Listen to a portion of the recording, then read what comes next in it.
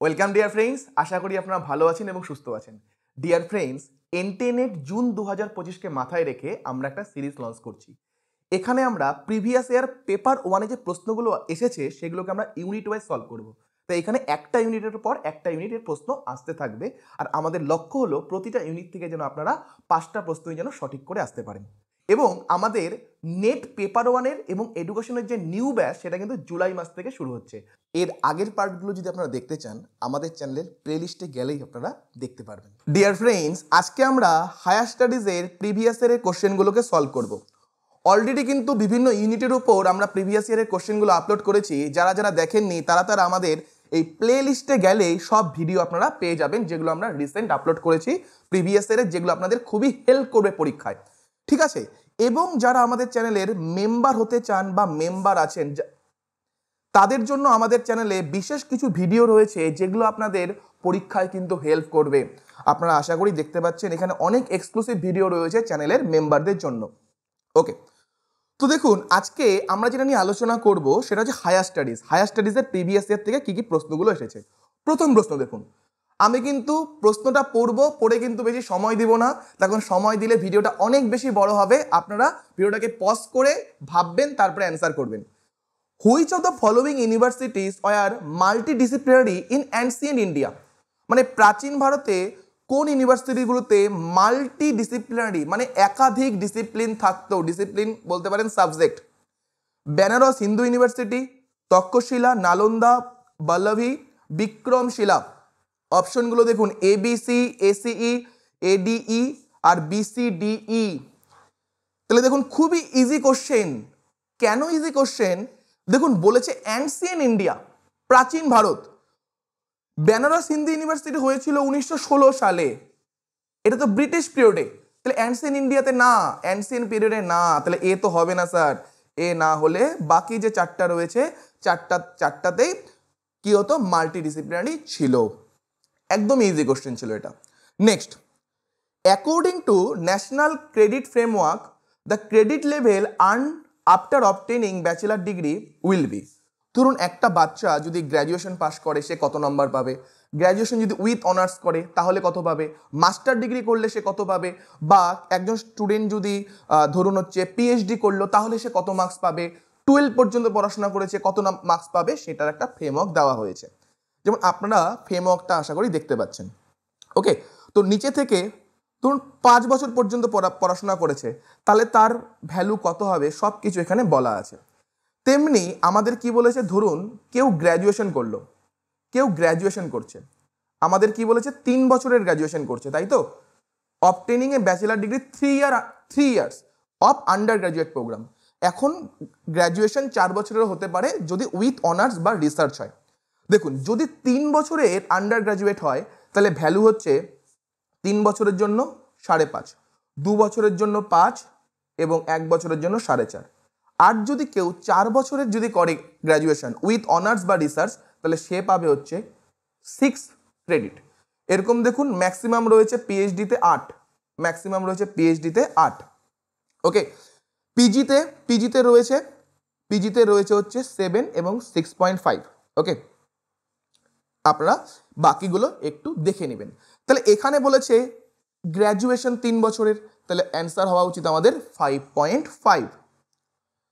Next question দেখুন, the acronym APAAR for the student ID stands for. APAAR এখন কি করা হচ্ছে, স্টুডেন্টদের জন্য একটা ইউনিক নাম্বার দেওয়া হচ্ছে। স্টুডেন্টদের যেন আমরা চিহ্নিত করতে পারি। ধরুন একবার যদি কারো আপার আইডিটা যদি ডেভেলপড হয়ে যায় তাহলে সেই আপার আইডিটা দিয়ে আমরা সেই স্টুডেন্টটা কি কি পড়াশোনা করছে সবগুলোকে আমরা ট্র্যাক করতে পারবো। কোথায় এই বছর সে কোথায় আছে, আগের বছর সে কোথায় ছিল, সবগুলোকে ট্র্যাক করা যাবে এই আপার আইডির মাধ্যমে। তাহলে যে আপার, এটা stands for automated permanent academic account registry. Full form কি? Automated permanent academic account registry. এই স্লোগানটা কি? One nation one student ID. ঠিক আছে? আপারের দেখুন বেনিফিটগুলো, দেখুন আপারের বেনিফিটগুলো এখানে লেখা আছে, বাট ওভারঅল বেনিফিট কি হবে? আমরা যে কোনো স্টুডেন্টকে ট্র্যাক করতে পারছি, প্রতিটা স্টুডেন্ট কীভাবে পড়াশোনা করছে, কোথায় আছে, গত বছর কোথায় ছিল, এ বছর কোথায় আছে, সব আমরা সহজে ট্র্যাক করতে পারছি আপারের মাধ্যমে। তাহলে এটার full form automated permanent academic account registry. Who among the following was principal of Bengal national college establish in 1906? Bengal national কলেজের প্রিন্সিপাল কে ছিলেন?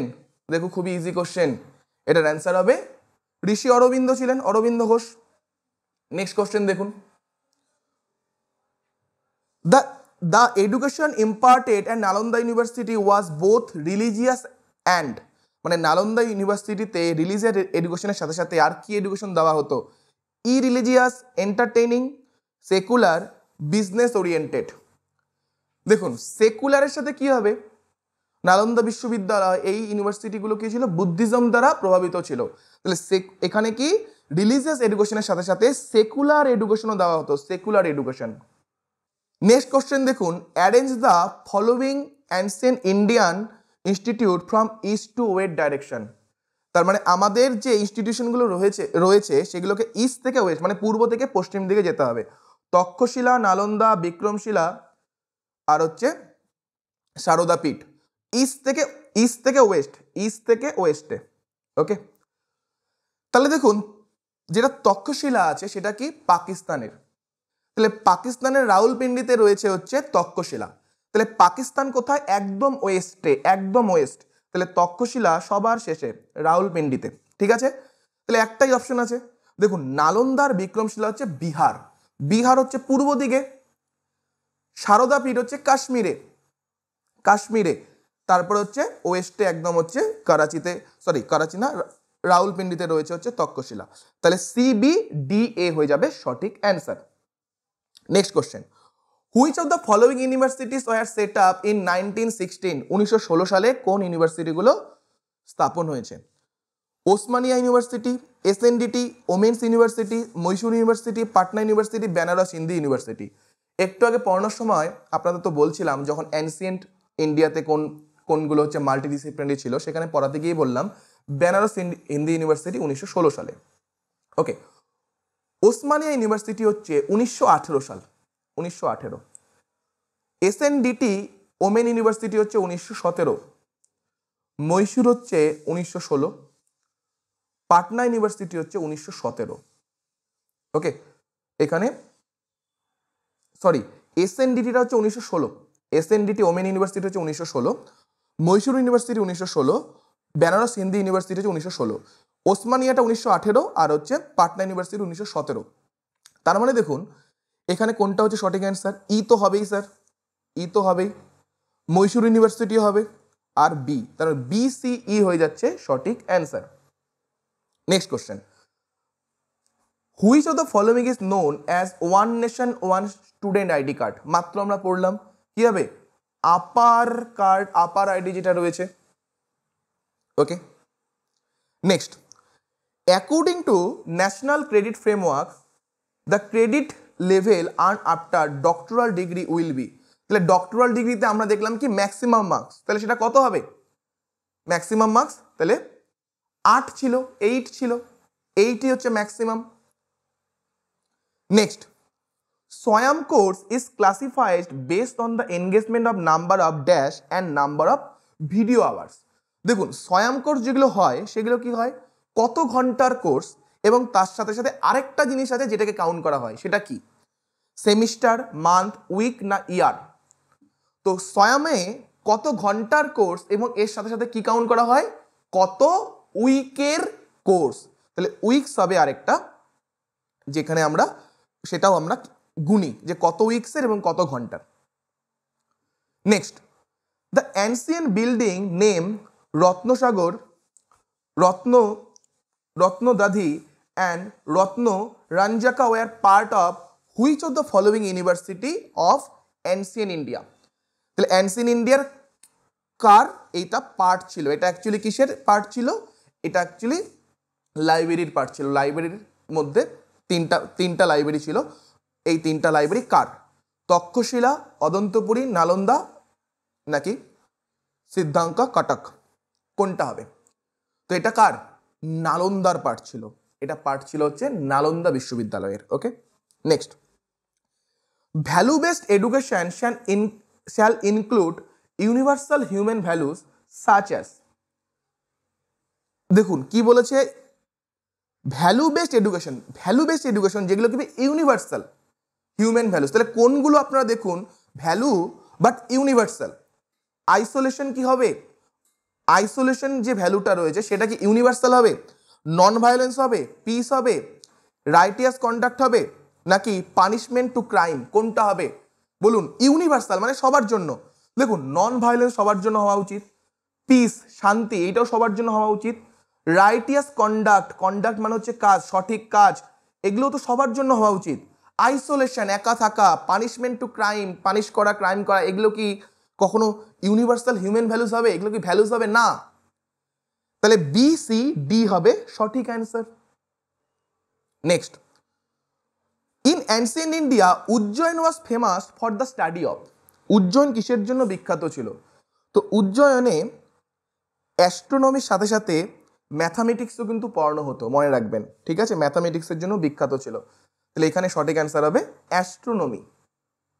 উজ্জয়ন, মধ্যপ্রদেশের উজ্জয়ন।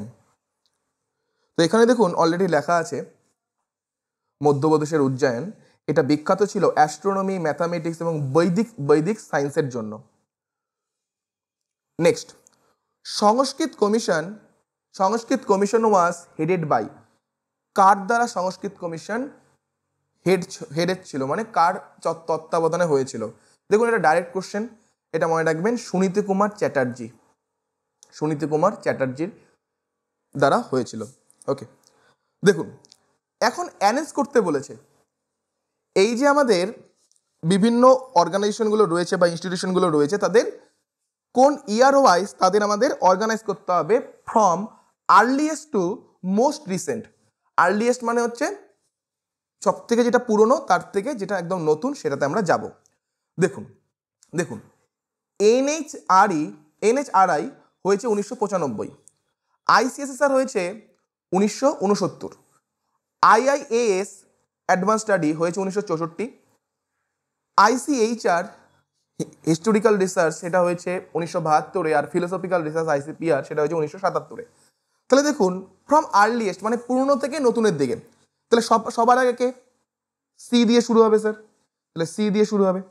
তাহলে সি এর পর কে আসবে? আইসিএসএসআর আসবে, সি এর পরে বি আসবে, তারপরে আসবে স্যার আইসিএইচআর, তারপরে আসবে আইসিপিআর, আর সবার লাস্টে লেটেস্ট হচ্ছে national council of rural institute. তাহলে 4 নম্বরটা হয়ে যাচ্ছে সঠিক অ্যান্সার। খুব তাড়াতাড়ি এর নেক্সট পার্টটি আসছে। আপনাদের ভিডিওটা কেমন লাগলো অবশ্যই আপনারা কমেন্ট করে জানাবেন। ভিডিওটা যদি ভালো লেগে থাকে অবশ্যই ভিডিওটাকে লাইক করবেন, যার প্রয়োজন তার সাথে শেয়ার করবেন। এরকম আরও ভিডিও পেতে আমাদের চ্যানেলটাকে অবশ্যই সাবস্ক্রাইব করবেন। ভালো থাকবেন এবং সবাইকে ভালো রাখবেন। Thank you.